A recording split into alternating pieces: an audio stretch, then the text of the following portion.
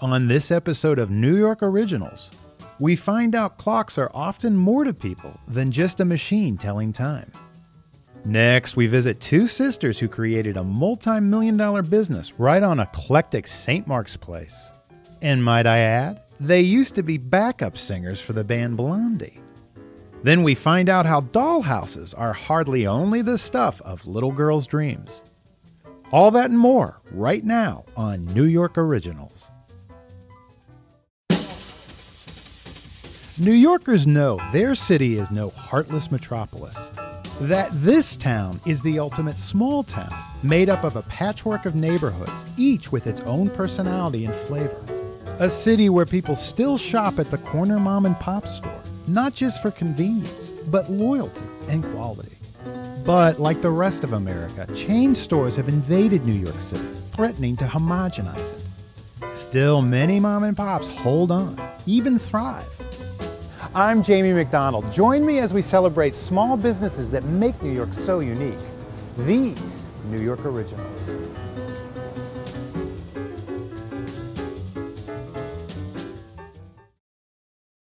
We're going to visit a kind of place people love knowing can still exist in New York City.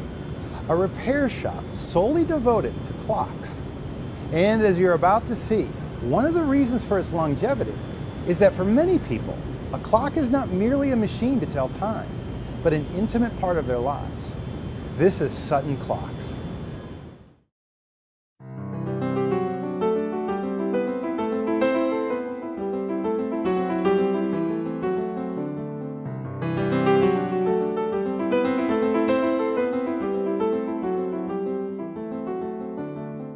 It is comforting knowing a repair shop like Sutton Clocks prospers in New York City.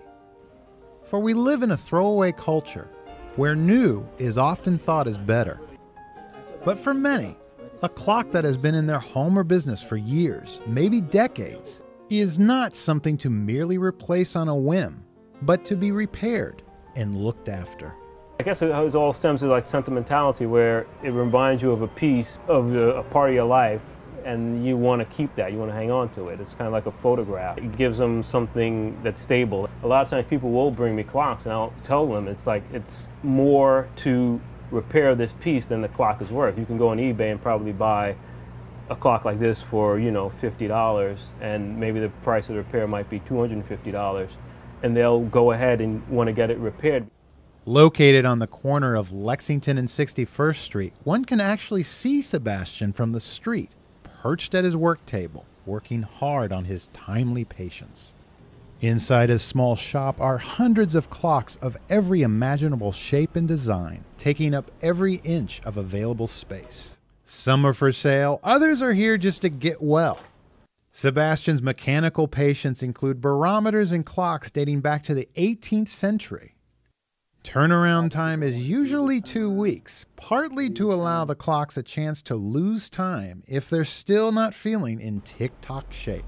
Because sometimes you'll have a clock and it'll be working perfectly one place, but then you bring it back and then it's not working perfectly. So it's like sometimes these clocks just want to, I think, get out and see what's going on and get a sort of an oversight and hang out with some more clocks, and then, go back home, like take a little, a clock camp or something. It's like sometimes there'll be a problem where even I at first can't figure out, but then, I like to sort of contemplate and kind of think about it, have a sleep on it, and then come back the next day and then realize what's wrong with the clock and then do it. So it's like a very relaxing kind of, a zen kind of, where it's not like conveyor belt of just things that you have to do and put together.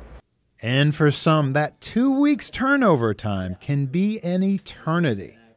Customers sometimes call Sebastian nagging, wanting their clocks a bit earlier. He understands, though. They're so used to having that clock there that it makes them feel uncomfortable when it's not there. So you look over and they go, oh, the clock's not there. And you don't realize how much you look at that clock until it's not there. Sebastian will work on just about any kind of clock, from a pocket watch to an enormous bank clock. Sutton Clocks was started some 60 years ago by Sebastian's father, Nud Christensen, an immigrant from Denmark. As a youth, he was a rower for his country's 1936 Olympic rowing team. Still healthy and alert in his 90s, Nud stops in on occasion to check on things, often helping his son with the latest clock challenge.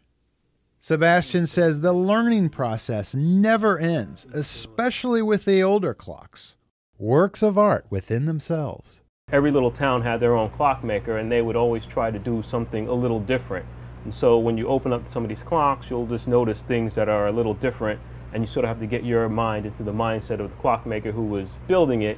Now with some of the older ones, 150 years old or older, do you ever marvel at what they were able to accomplish without the tools and technology we have? Well, it's just that when you look at those old clocks and those clockmakers, just to think that they were kind of sitting at some desk probably similar to this without all these modern conveniences that we have. So, and it's amazing that they were able to do the work that they did in such detail without computers, just mathematical equations. And you were telling me before that some of those clocks are actually much more precise than modern versions. Oh, sure, because these modern versions, they try to make them as inexpensively as possible, and they try to sort of cut corners, whereas 100 years ago, 200 years ago, 300 years ago, people really took pride in their clock. And like any good doctor with his patient, Sebastian can even use a stethoscope on a clock to figure out what's wrong. You can kind of hear the clock when it's working, and you can sort of, from there, sometimes you can figure out what's making it stop by, if you hear something that's not right, like sometimes you hear metal on metal, and or a sound that shouldn't be there, and from that you can kind of figure out, you know, where your problems lie. I just tend to like the old school way of doing it. It's very, for me, it's very sort of peaceful. It's very just like you just run with the clock. And one of the most important things Sebastian has learned is the true value of a clock is only determined by its owner. Some people will bring in, you know, like a really bad clock and be really enthusiastic about it, and they're super excited about it. That gets me excited and gets me wanting to work on it.